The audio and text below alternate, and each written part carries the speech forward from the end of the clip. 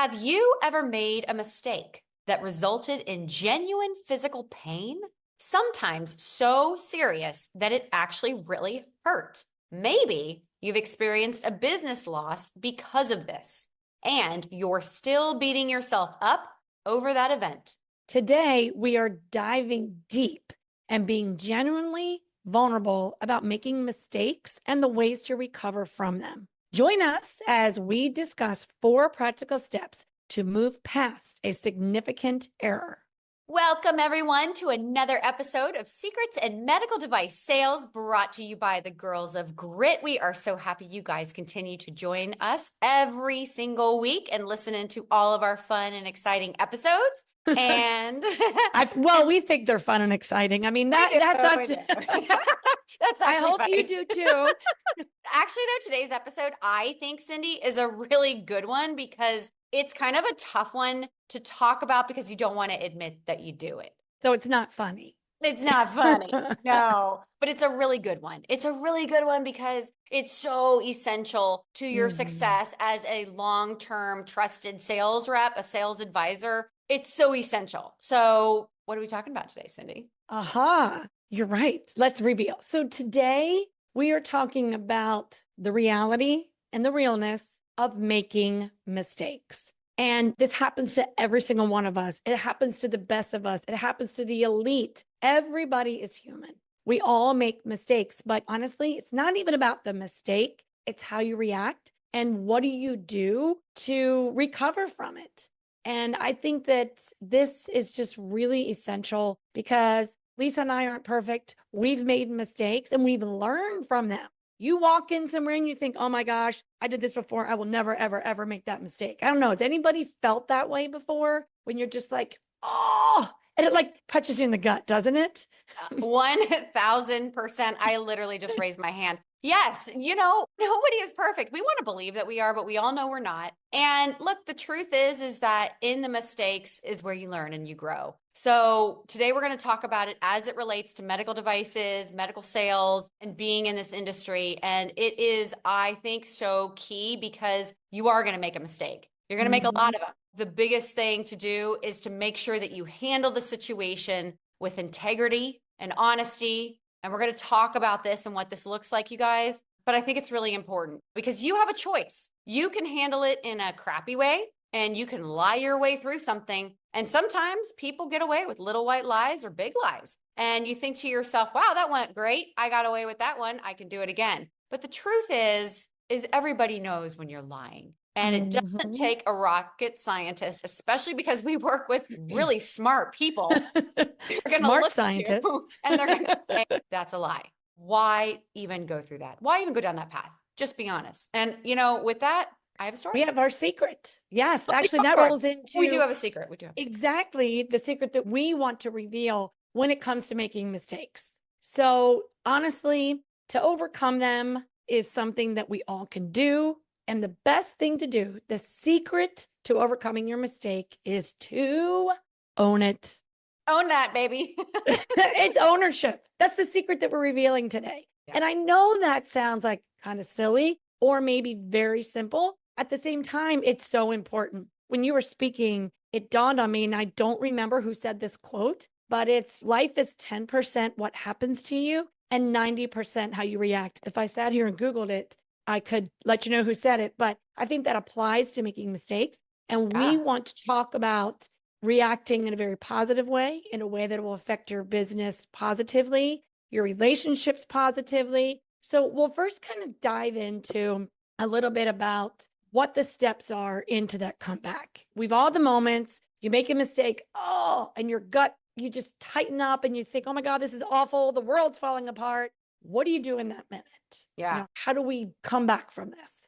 Yeah. So I have a story that honestly, this is something that happened to me a while ago, and it still feels like it was just yesterday. It was a very, very bad mistake on my part and something that I still to this day punish myself for making. But I learned a lot. I'll tell you that. I don't ever leave my house now without making sure I'm 100% buttoned up. But I was called in for a case, this is years ago.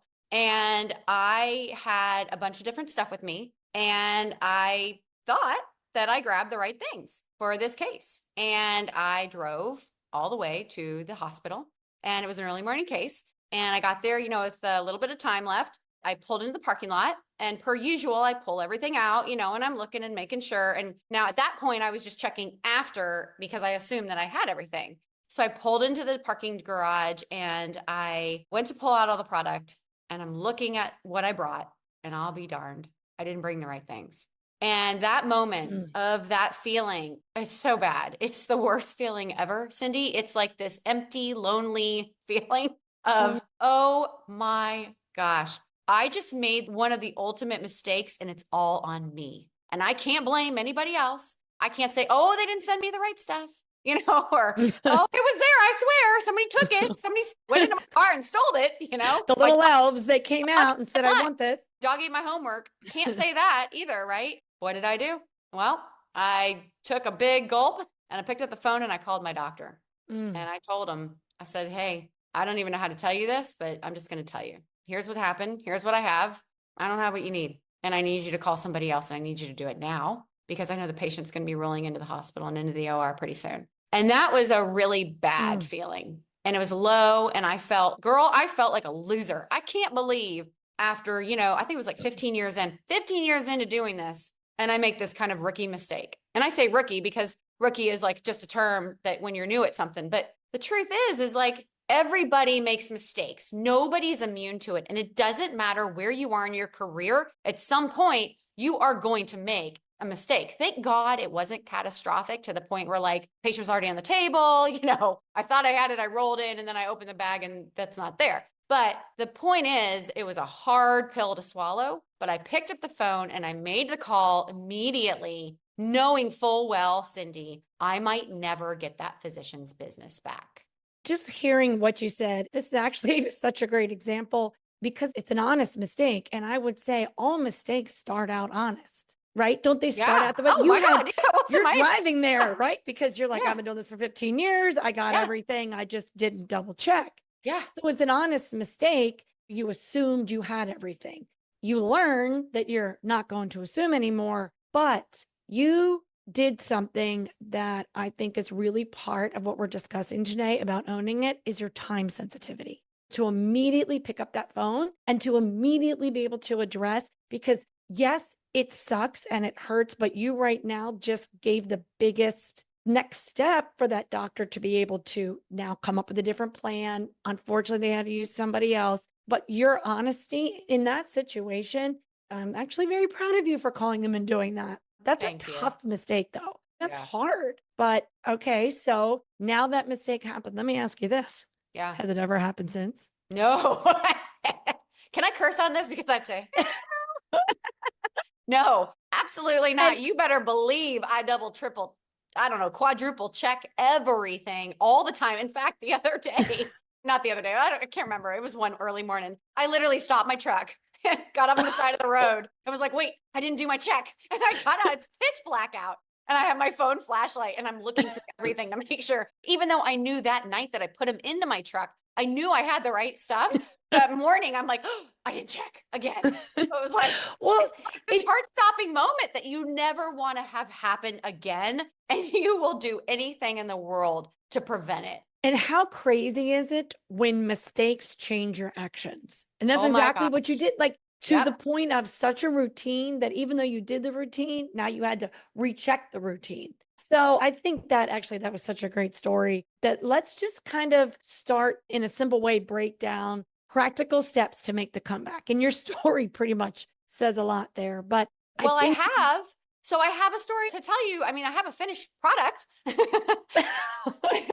After the screw up, the major screw up and the phone call and the gut punch and the tears, which I cried many tears for many days, I will tell you. It was bad. I called my manager. I called my friends. I was like, I did. It was so bad. I went back to that physician. I gave him a week. Well, actually, let me back up. I did follow back up with him later that afternoon and just said, hey, again, I am so sorry. I hope everything went well with the procedure. I hope the patient's doing well. And then the following week, I went to his office and I set up a lunch just like I would if it was the first time ever meeting him. And I waited until I was in that lunch and I sat down with him and he met with me, which I took as a good sign because at least he was able to screw you. I'm never talking to you again. And we sat down and we talked about it. We talked about how it happened. And he looked at me, Cindy, and he was like, Lisa, I'm going to give you another shot. And I'm going to give you another shot because you acted with integrity. You Mm. called me immediately. You knew what was the most important, which was the patient, not you, not your sales, not the money in your pocket. It was this patient.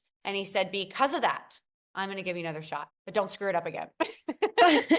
And that's huge because you know what? What you just said make me think about also sometimes it's embarrassing. Like it's Oh, embarrassing to own up and be like, okay, this is a mistake that I definitely should have made. But to be strong enough to overcome that embarrassment and push it aside for exactly that. And, if you're listening in medical device sales, it's always about the patient. And maybe if you're in something else different, if you think about the impact you're making or what it is that you're selling, when you focus on that, things do change a little bit when you take it all off yourself because you didn't intend for this to happen, no. clearly, Gosh, no. clearly, but immediately doing something about it makes it help. So I think I just want to kind of go through like 4 quick practical steps in making a comeback. And I think number one, we've already said, but I think it's so huge. And number one is to acknowledge the mistake because we already kind of said our secret is owning it, but you got to acknowledge it. And then this is the little hard part here, but you have to assess this situation calmly. Now, No tears. I can't imagine at that moment that you were calm. I'm sure your heart rate was like Oh, I pushing was sweating. 200. Girl, I was sweating. I was sweating. I was No totally deodorant would out. help you on that mode. Yeah, no. I was holding back the tears, like just absolutely heart pumping, holding back tears, Drippy sweating, pits. praying the guy doesn't curse me out, which I knew he wouldn't because he's a great guy. But all of the above, you're right. And doing that calmly, I mean, that's a mental thing. I don't know. I can't remember if I did it calmly or not, but I mean, in my head, it was a total nightmare. But you're right. We have to do that calmly because it's important that you're thinking through while you're acknowledging it. So maybe those little white lies don't pop up every now and then because I think, it could have been easy for me to say, hey, they didn't ship me the right product, right? Mm-hmm. And I didn't do that. So, number two, apologize if necessary because it affected the doctor in a way in that his plans changed, right? Ultimately, thank goodness, in this situation, the patient ended up being just fine. But apologies really kind of help build that integrity and help with that relationship because if you think about it now, it's like if you're on a spectrum of 1 to 10 and you've had this great relationship, when you make a big mistake like that, you go from 10 all the way back down to about 2, Mm-hmm. right? So now it's a building trust again. You've actually got to go through and rebuild this. So now you're down at a level 2. So you went to the lunch service, maybe the in service, maybe now you're 2.5. And then as you get back and you get in front of them, repeatedly show your attention to detail and your trust and service to this physician, hospital, and patient, then you get yourself back up to a relationship of 10.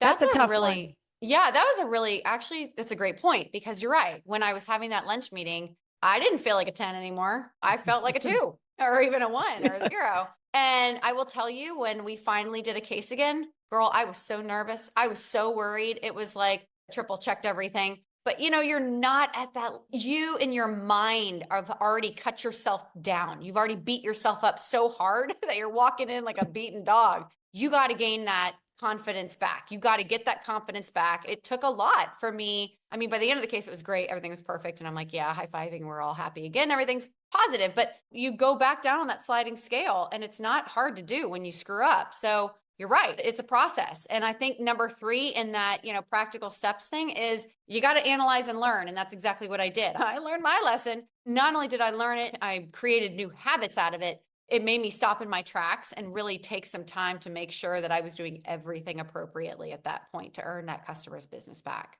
Well, you already said you've already kind of changed some of your actions, right? You even triple checked now to the point that a little while ago you pulled over in the dark just to check again what you triple checked before. I mean, that really is learning. And the crazy thing is that I think of the growth that many of us have in our businesses all come from mistakes. So the question is it such a dire mistake that you're going to completely just crush your foundation, or can you rebuild it? And I think sometimes these mistakes that we correct and build become so strong that we have an even better relationship because that's how we grow, you know? And I do believe that. I really do. Yeah, gosh, that's a great point. Absolutely. Again, I think you only learn in the hard times. It's not like you're learning in the easy times.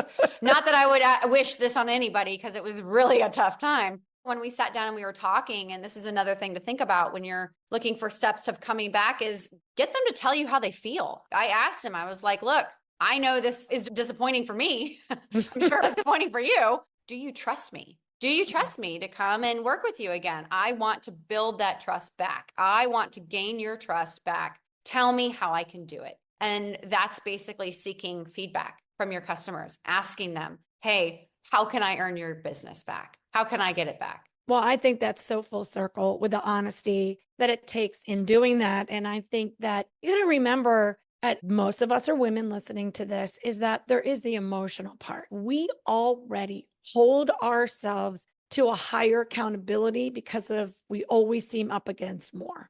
When we built this trust and something like this happens, it's human nature. It's okay to be really hard on ourselves, but it's that moment where you have got to peel back the layers, own it, and decide, how am I going to react to this? What am I going to do to fix it? Put the pieces back together and go forward.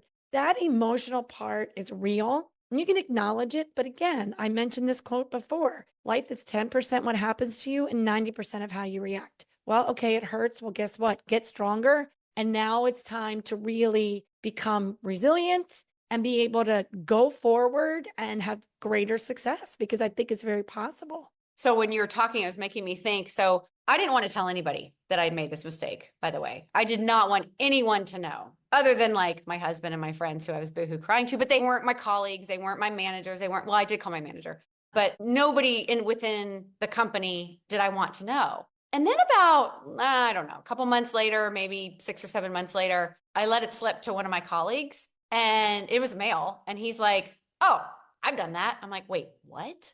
You're kidding me, really? And he's like a top performer. And he's like, oh, Lisa. He's like, everybody's done that once. And I'm like, seriously? I legit wanted to hide under a rock for like months. I didn't want to talk about it. I didn't want to acknowledge it. Even saying it over the phone to my manager, I'm like, please don't crucify me for this one. It was so bad. And then he says that. And I'm like, well, dang, I wish I had called you months ago. It would have been nice to have a little bit of moral support. So I think along with the fact that we are women and we hold ourselves to such high standards, and man, do we feel those emotional responses, I think it's also a good thing to reach out to others. It's never easy to admit when you're wrong. It's never easy to acknowledge the fact that you messed something up and it was totally on you. But it's really nice when you can share it with somebody and they totally empathize with you. And they're like, hey, I mean, this guy was like, hey, I did that. That was like the ultimate thank you. And it doesn't even need to be that. It can just be, wow, I feel you. I'm so sorry. Listen, everybody makes mistakes. And that is the truth. And that's why we're talking about it today, because everybody makes mistakes. Even your physicians make mistakes. You just have to understand that the way that you handle them has to be with your highest integrity, honesty, openness. And what you said was important: timeliness, talking about it and making sure that you're owning up to it as quickly and as honestly as you can.